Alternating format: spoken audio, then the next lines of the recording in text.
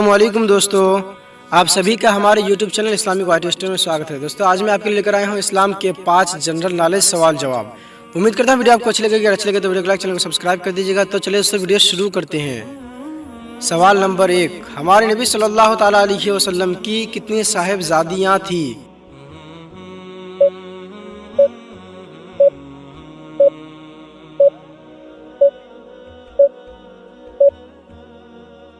جواب: 4 صاحبزادیاں تھیں۔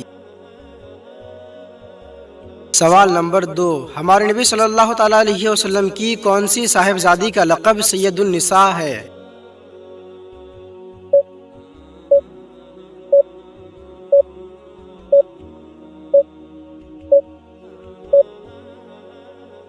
جواب: حضرت فاطمہ رضی اللہ تعالی عنہا۔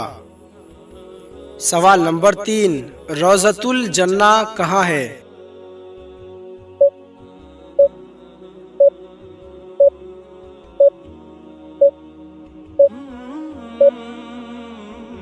جواب: مدینے میں۔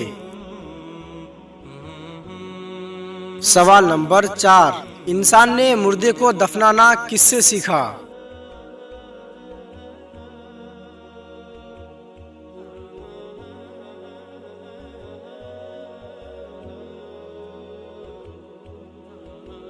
جواب: کوے سے۔ سوال نمبر 5، کس کے قدموں کے نیچے جنت ہے؟